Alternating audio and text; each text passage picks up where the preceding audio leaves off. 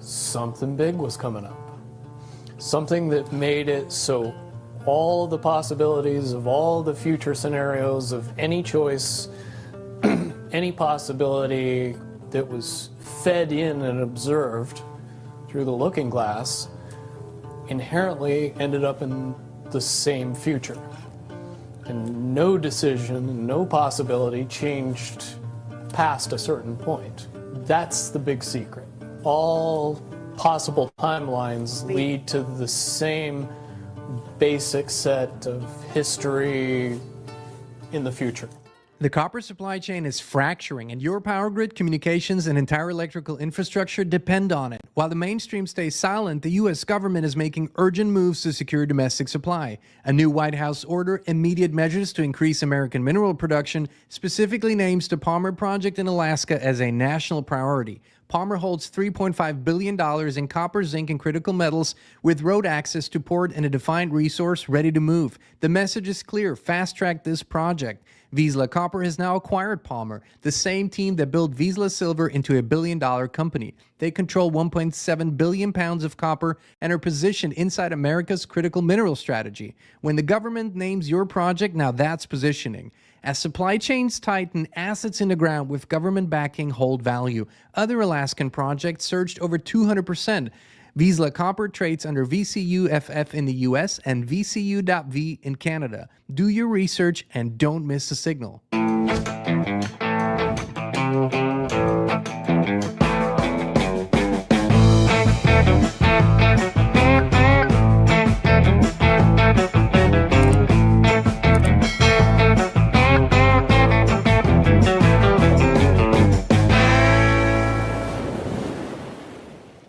Hey, Inspire Tribe, my fellow freedom lovers, John Nolan here. Thank you so much for tuning in. It is Monday, November 17, 2025.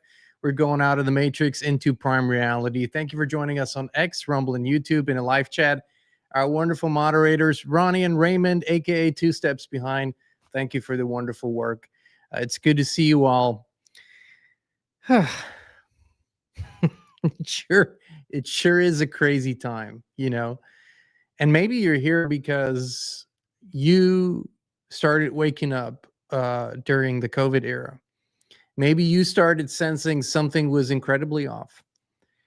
Maybe you're here because you've been a lifelong seeker and you felt that nothing is quite as it seems. Maybe you're here because you started looking into the moon landing, 9/11, the Federal Reserve, and a million other quote unquote conspiracies, of which there really is no plural, actually.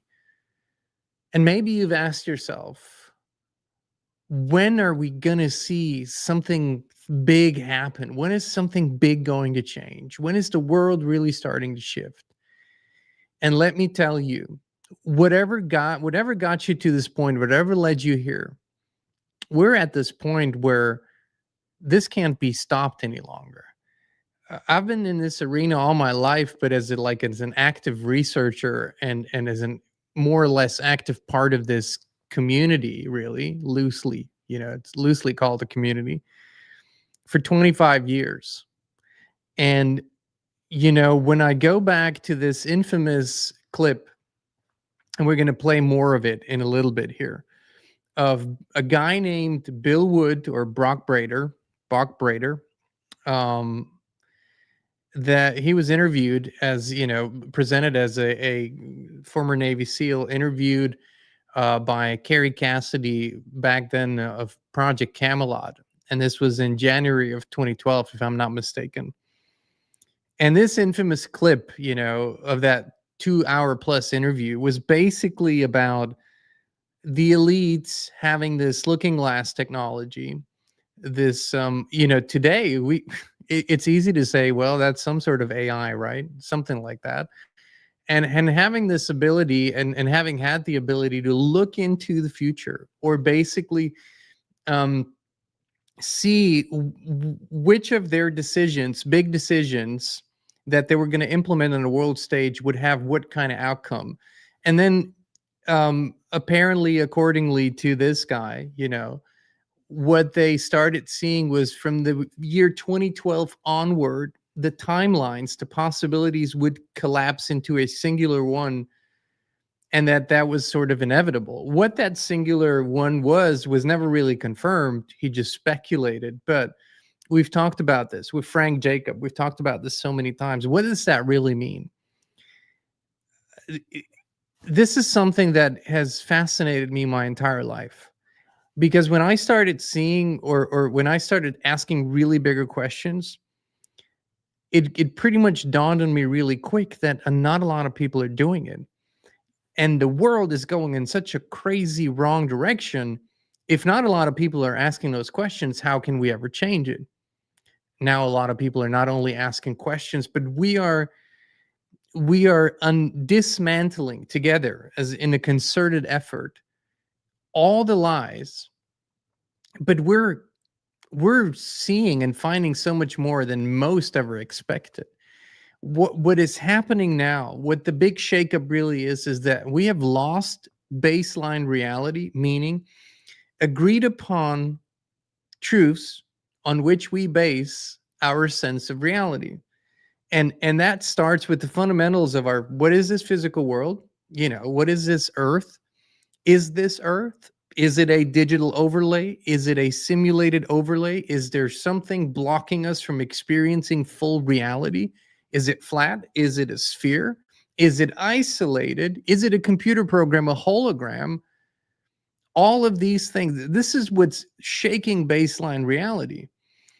And then I'm seeing, I don't know if you're seeing this, I'm seeing an incredible level of desperation in the words, in the actions, in the body language of those who appear on the screens as our leaders out there, of those who appear to be in charge of things, and we know better than that.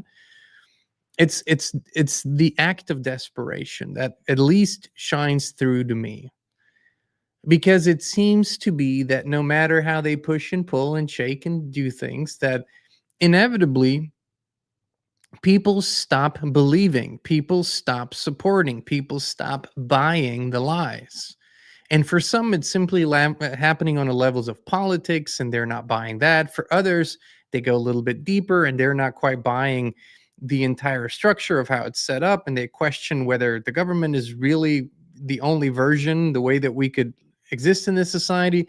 And there's others who go, wait a minute, maybe religions are part of the con. Maybe religions were set up and built this way to control people. And then there are those who go yet a little deeper and start asking, who are we in this all? Who am I? What am I actually? Am I really this little me here, this little person that can't affect anything? Or am I part of something much bigger? And that's the point that we're arriving at. And as much as when I go back and the clip I want to play for you, as much as when I go back and watch this whole interview, every now and then during this whole 2+ hour interview with this Bill Wood guy, or Brock Bader, I don't know. There's some red flags that are coming up. Doesn't matter, because some of the key elements of what he shared have always, even if he was put up there to sell some story, for some reason, there are certain elements of that interview that have always resonated as deeply true. And, having seen it at the time, I saw it when it was published by Project Camelot 13 years ago. And then having revisited it over and over again over the years, it only rings truer every time I watch it. And before I play the clip, I want to say the really good news is, folks, no matter what your social media feed says, no matter what your favorite alternative media person says, it doesn't really matter. This cannot be stopped, because there's an energetic momentum. And once the pendulum swings in a certain direction and it gets enough momentum, you can't stop it. It's just got to swing the way that it swings. And so I see the truth of what was shared back then, of saying that no matter what these wannabe elites do, no matter what they try to accomplish, no matter how much shit they throw out there, it just doesn't work any longer. It just doesn't stick any longer. And to many people, to many of you and many out there, this feels actually, it feels like a very, very hard time because it's so much chaos. It's so much uncertainty. And I get that, but I welcome it. Every day I welcome it because apparently that's how it needs to unfold. People were hoping, praying that we would just wake up one morning and it would all be fixed. But that would have taken away so much of the experience, so much of the realizations. And so, I can't tell you exactly how it's going to play out. I just know that it's playing out and that nothing can stop it. The timing is a different story. It might be years, decades. We don't know that, but it is most definitely happening. Now, let me play this 4-minute, 20-second clip. Let's watch this together. I think it's always good to revisit. One of the caveats that I do have some personal information that I did get personally involved in was some information that had to do with the Stargates and Looking Glass, and more specifically the 2012 problem with those projects. There was a problem when we approached 2012. The timelines converge on that point in time. At the end of 2012, the choices that we make become less and less consequential to the future. And eventually we're pushed into this bottleneck of time, no matter which choice we make. And that's important to the people that had access to Looking Glass, because what happened was people, very smart people, began to figure out that something big was coming up.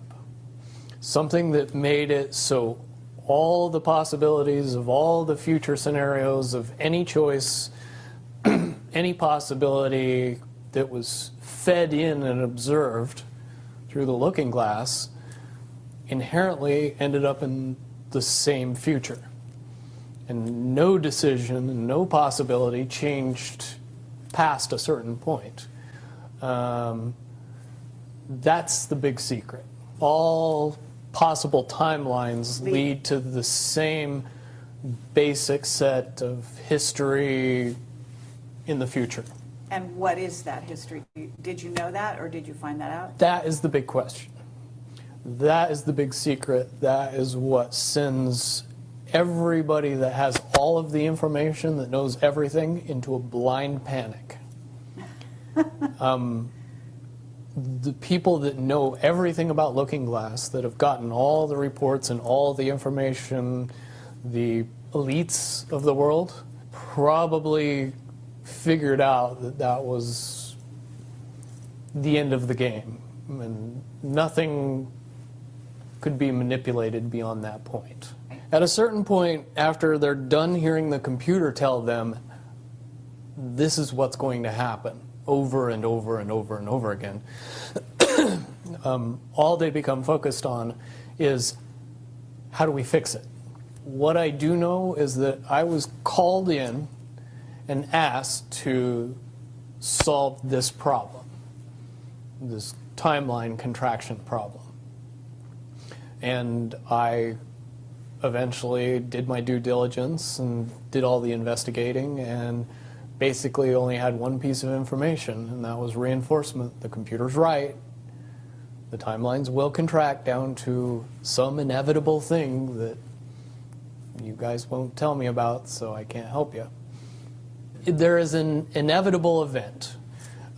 It's been forecast, it's been predicted, it's been fed to us in a slop trough of what they want us to believe will happen. However, they don't actually have control over what happens. They only have control over the reaction, and it seems that no matter what they try to do to cause their desired reaction, it's going to have an opposite effect. If I had to give it a name, I would say it's the awakening process. It's an evolution of consciousness that cannot, will not, and no matter what decisions or possibilities are injected into the equation, eventually it all resolves down to us all learning the truth. and becoming aware of this massive dam of lies that has been built that keep us from knowing massive volume of information that we should otherwise possess. So I'm reading your comments while you're watching this, and there's somebody who says his body language tells it all. He's lying. This is an interesting observation. I'm not trying to contradict you because, like I said before, watching this interview 2+ hours, many red flags came up for me. There's something like sometimes a greater power moving into someone. So even though this guy might have had ulterior motives, even though he might have been sent or this was arranged to have a certain effect on people, it infused the field with this information.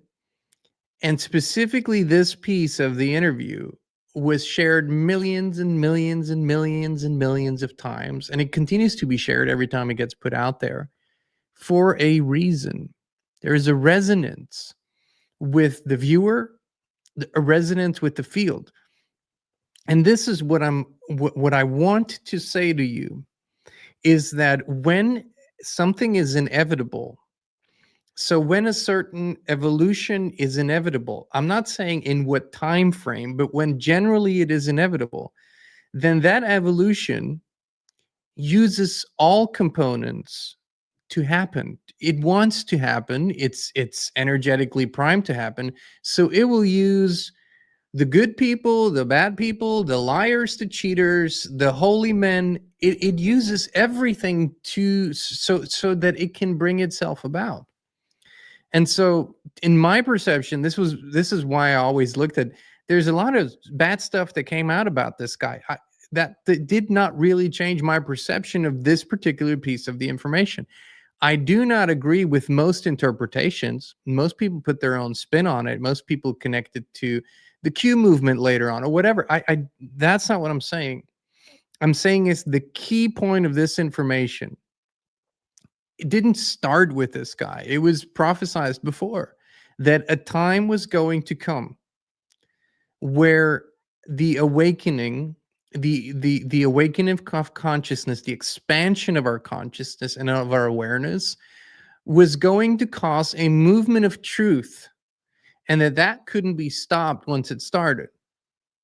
It started a long time ago, and it can't be stopped. And that's the main message. And what is most important, like I say, the only way that this can be prolonged, that we can stay longer in this state of deception and craziness, is if we don't actively participate in it, if we don't do our part in it. So when the world news and when the news in general and when everything that you see and that's presented to you gets crazier and crazier and crazier, remember to take deep breaths and remember that this is something that we have to go through. And let's just say that some don't make it through in terms of they lose their physical bodies, they leave this body. You know, there's no such thing as dying, but leaving the body, that doesn't make it better or worse. It's part of the story. What is the greatest and most important thing is that we're moving to truth in spirit. We're moving toward truth in spirit. Because what this entire game here is one massive, huge deception. To what?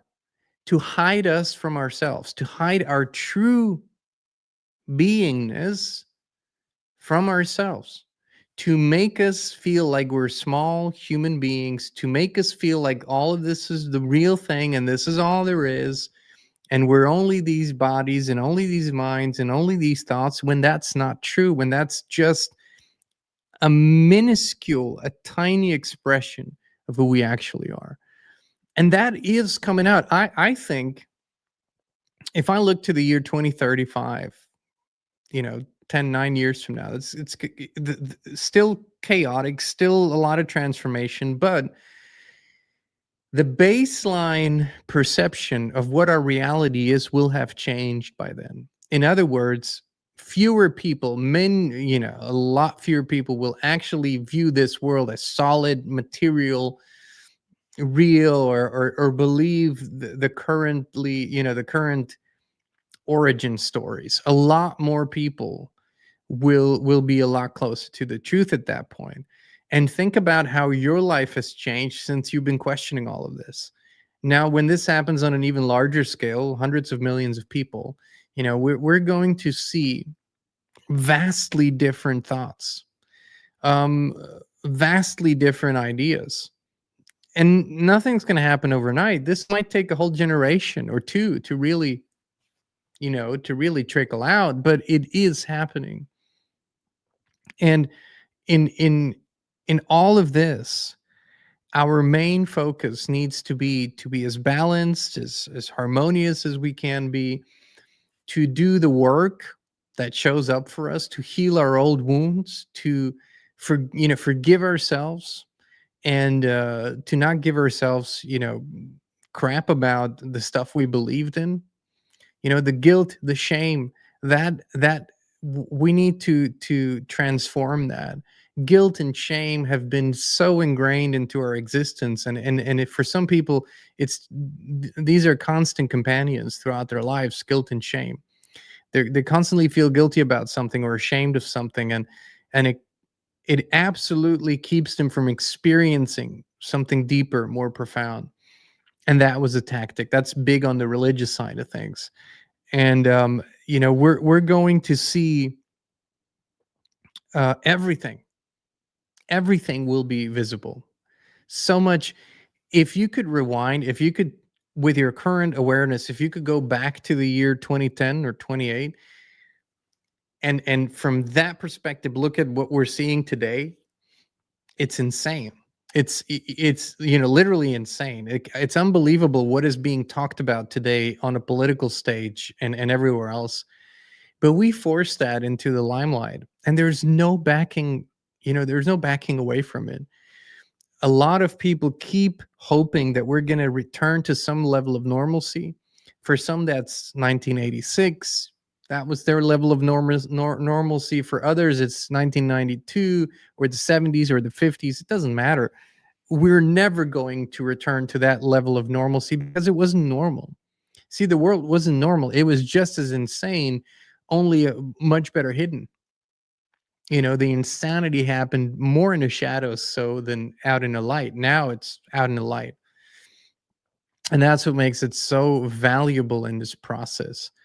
And I'll reiterate this. I'll repeat this. You are most likely part of a group of people that will, in the next days, weeks, and months, thrive more than ever before. Because the more you expand your awareness, the more you become that which you truly are, which is infinite, right? So the more of that you experience, the better your life becomes. So you begin to thrive. And at the same time, you're still going to be able to observe the insanity unfolding. That's the challenge. That's really why we need to stay strong, centered, why we need community, communication, why we need to show up for each other, why we need to remind each other of what's happening. But listen, everything is coming down. Every last system of lies and deception is coming down. If not today, tomorrow. If not tomorrow, in a year from now, or 2 or 10. But it's coming down. It's in the process already. It's not something that needs to start happening. It has started. It is in the process of happening.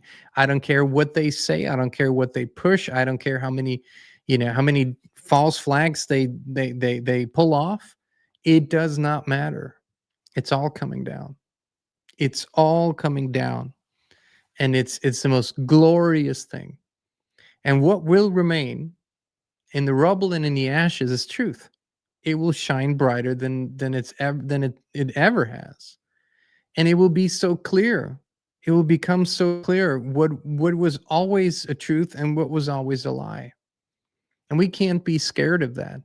People are scared, for example, of exploring whether this reality is real or whether it's a simulated reality or an overlaid reality, whether there is a holographic system people are scared of thinking that none of this is actually real, that we might just decode this as reality when really it isn't. And they're afraid of that because it sounds like, John, if that's true, then nothing is real. But no, it just means that we're, it's like when you when you wear the headsets, the VR headsets, once you're in it, you're in it. For the time you believe that you're in it, you believe it to be true. You've seen the clips of people wearing those headsets, and then they think there's a fire or there's water, and they jump and they dive straight into it, and they collapse on the floor because they thought it was water, but it wasn't. It was the floor. So you see, this is. Do not be afraid of that. Don't be afraid of the truth. Don't be afraid to overcome your current or previous belief systems, because the more that we step into the truth, the more glorious our experience becomes. And that's all that we can do, folks, because people that fight it off, people that don't want to see it, and people that don't want to look at it, um, a lot of the love and light brigade, oh no, this is negative, I don't want to look at it. There is no such thing as negative. There's just truth and lies. That's all there is. There's no, this is a positive thing, this is a negative thing. If you can overcome a current or previous limitation and live more expanded, that's a good thing. If that means you have to grieve, something, that's a good thing too. And this is where we are, folks. This can't be stopped, but it can be delayed.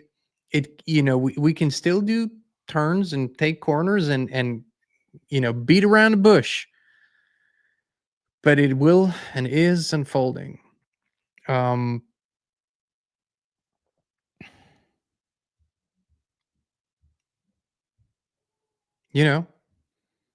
were all born for this. And this is speaking to probably not everyone. And is the last part of today here, is there's a group of people that didn't come for the experience. They didn't come for, learning. They didn't come to graduate from some cosmic joke karma system. No, they didn't come for that. They came specifically to facilitate this, to make this awakening happen, to intensify it, to hold steady, and to see it through. That's all the mission. Some came in here. That was the mission, folks. That is the mission. I know that some of you remember this clear as day. You remember it. That's why you're here. And it doesn't matter whether you're someone who's highly visible to people or whether you're not. It's the mission and your impact is just as important. And so we need to remind each other to hold steady in this. At some point, it's all going to come back. Everything's going to come back to you. And when you feel the whole picture, it's a glorious picture, And it's something I'm never going to say on the air too. I'm never going to say more than that. Because it either resonates or it doesn't. There's no wrong here. But if it does resonate, sit with that feeling and remember. Because here's, and that's the last part of what I'm going to say is, here's the beautiful thing. I strongly presume that a certain number of people, a certain section of the population, will completely overcome their mind wipe, meaning their entire memory will return while they're still in this body, which is usually the sensation for those of you who remember some previous exits where you left the body, where you died. It's like the memories come back. It's like when you get back into that field, the memories all come back, and you just go, holy moly, wow, I remember it all in an instant. And I think for some of y'all, that's going to happen while you're still in the body. It's a very, very powerful feeling, and it is beautiful too, because the memory wipe is, of course, what trips us all up is we come here And we go through this memory wipe, and then as babies, some of us can remember things still. Toddlers and small children, we can still remember things. But then we go through all the programming, and then we self-adjust because we're so different. We self-adjust. So, you know, I clearly remember the frustration as a baby. You know, people say you're crazy, but I remember laying in a crib and just being, yeah, they just frustrated the shit out of me, you know, because I remembered, shit, I'm going to have to go through all the growing stuff again, growing up and learning how to move this mouth and these muscles. And oh my goodness. And it was frustrating, the density and all. But, you know, you get adjusted. You kind of learn to deal with it. And then you remember the whole, you know, the whole 9 yards, everything again. And yeah, some of the things that are still coming are going to be quite glorious. You know, I know we talk a lot about the dangers of AI, of these systems, and they are very dangerous. They can delay things. But I want to talk about that glory too. I want to talk about the glorious great news that this is truly unstoppable. And that, you know, triumph has already been, it's destined. Triumph is our destiny, you know. We just have to live up to it. Yeah. All right, friends. Love you all so much. Thanks for tuning in. Thank you for being here with us. And we will be back with you again very, very soon. Your environment shapes everything, your thoughts, your health, your energy. But most people never question the invisible field they live in. We did, and that's when FLFE found us. It's not a product, it's a field of pure life force energy that lifts everything it touches. We now live in it 24/7, and we would love to invite you to experience it too. Start your free 15-day trial now. No pressure, no strings attached. Just the truth, resonance, and peace.